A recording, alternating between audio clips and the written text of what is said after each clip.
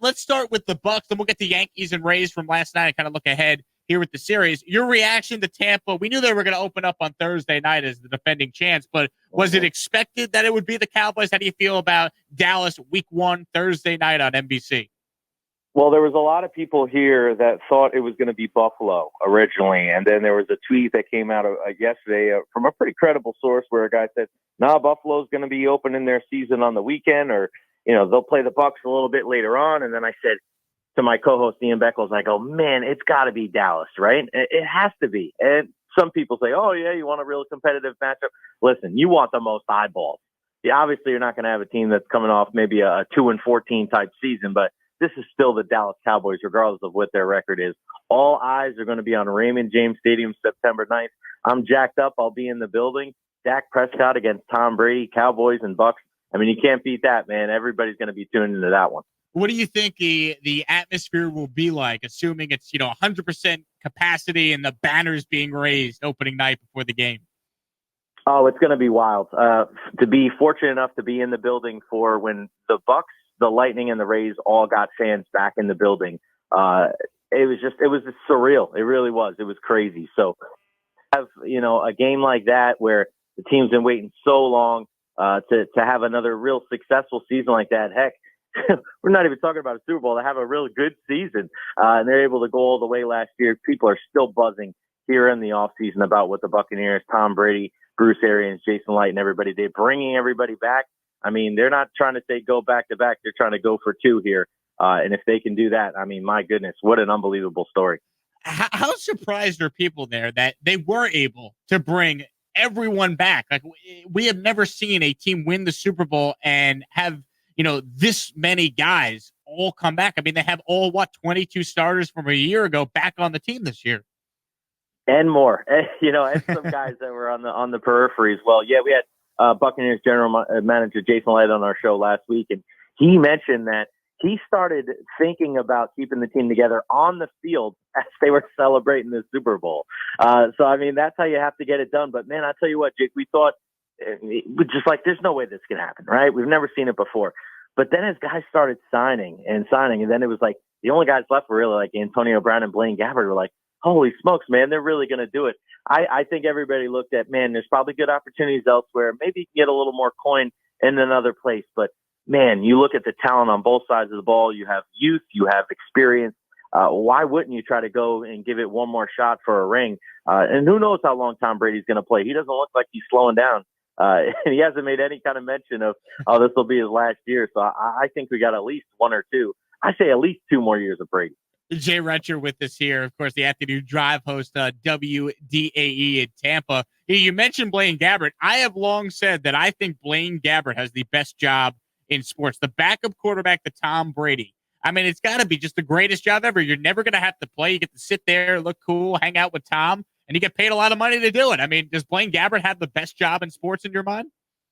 It's either him or Ryan Griffin, the third quarterback. Ryan Griffin's the guy that caught him during the boat parade when Tom slipped it up a little bit. But yeah, I mean, Blaine Gabbert gets to go to the UFC events here in Jacksonville and hang out with Tom Brady.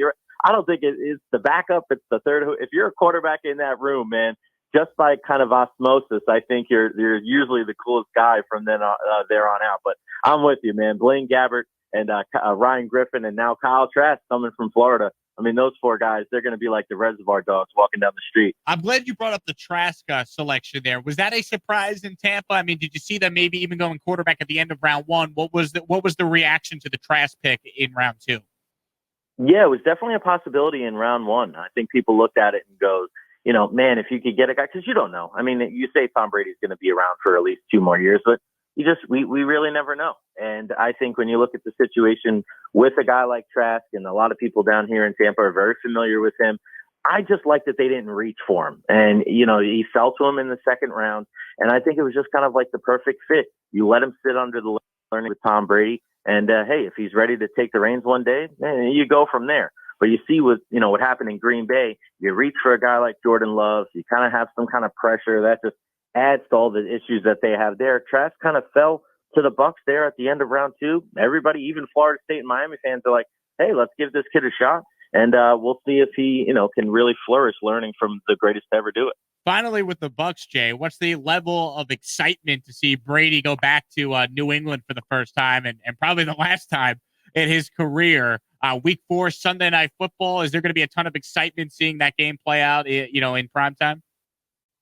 Through the roof, man. It is through everything Tom Brady does, everything the Buccaneers do. I mean, as much as, we've had arguably the best hockey team around and, the baseball team that represented the AL in the World Series last year, it's still a football town at the end of the day.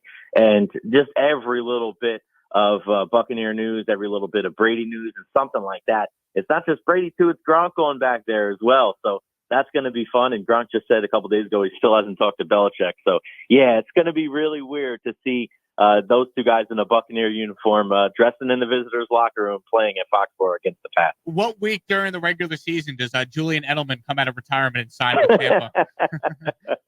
He might be the water boy in week 1. We don't know, and just sneak on the field somehow. But yeah, I'm not totally closing. I'm not buying that he's retired either. I know Tom isn't, but we'll see. Crazier things have happened, right? No doubt. Jay Recher with us here. We're talking all things Tampa, talking all things Tampa Bay Buccaneers. You mentioned the baseball team, though. They're playing the Yankees. You grew up on Long Island. You're a huge Yankee fan like I am. What has been the reaction down there to the race season so far? Obviously, the record's not great, but when they play the Yankees, they always win up late. And finally, the Yankees, took game 1 of a series against Tampa. How are people reacting to the Rays' start to the season so far? Well, very inconsistent so far, and everybody really wants to see Wander Franco, the number 1 prospect in all of baseball. And he's hit a little bit of a skid now, but man, he's hit some monstrous home runs in spring training and now for AAA Durham. So people are just waiting to see him kind of come out and emerge as one of the best young players in baseball, and waiting on a guy like G-Man Choi, who's got great numbers against tonight's starter, Garrett Cole. He's been rehabbing it at AAA. So we're kind of waiting on that news. We might hear that in a couple hours that he gets called. That would be so poetic.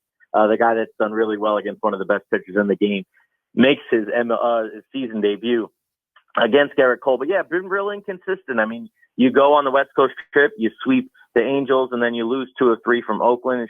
It's kind of been mediocre, kind of around 500. The bats have been really inconsistent and dealing with a lot of injuries, whether it's in the bullpen or in the starting rotation. You have Michael Wacha and Chris Archer, 2 guys that they brought in the offseason, thought that they were going to fortify their rotation. Those guys have been banged up. And now Kevin Kiermaier once again on the IL.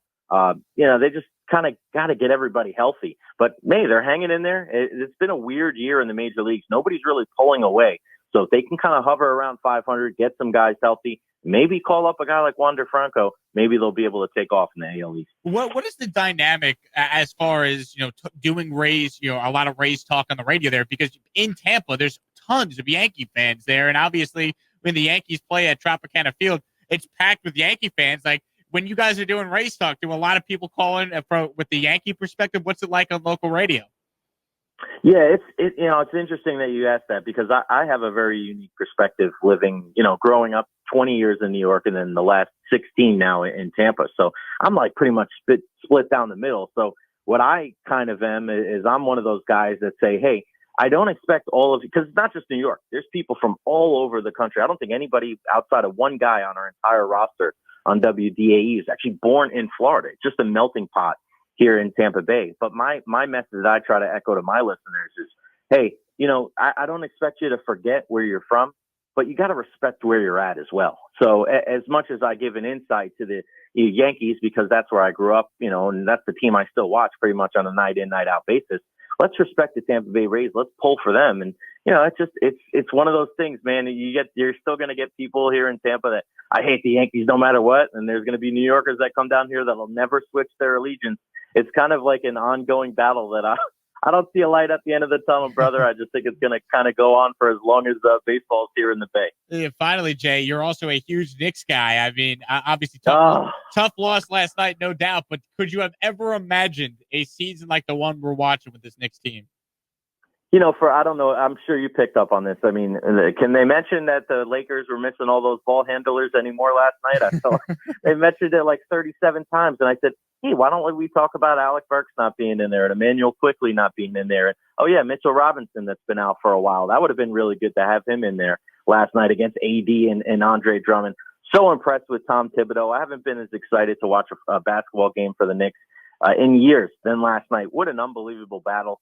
Julius Randle and Derrick Rose hitting the fountain of youth, and R.J. Barrett playing one of the probably worst games I've seen him play in a Knicks uniform, and they still only lost by 2 to the defending champions. I don't care if LeBron was in there or not, but yeah, it's great to see them playing hard. It's great to see Tom Thibodeau learn from, what he's gone through and going to all the different teams in the last couple of years and trying to find a new way to connect to these young players. It's such a joy to watch them, and hey, it'll be an exciting playoff run. Hopefully the start of something real special there in the Mecca. Absolutely. Jay, I can't thank you enough for some time this morning, man. You do a great job. Afternoons in Tampa. Thanks so much for coming on. Enjoy the rest of this scheduled release and Yankees-Rays later tonight. Anytime, brother. Appreciate you for having me, and we'll talk again soon. Absolutely. Jay Recher with us there. He is on from 3 to 7 p.m. Eastern on 95.3 WDAE down in Tampa. He joined us there on our Progressive guest line, quoting your home insurance just got easier with Progressive's Home Quote Explorer. Quote and buy all online at progressive.com. We'll take a quick break, wrap up our show for a Wednesday. Jake Asman with you here on Sports Map Radio. Thanks for watching the full YouTube video. If you like what you saw, then please subscribe to my page for more content. Thank you.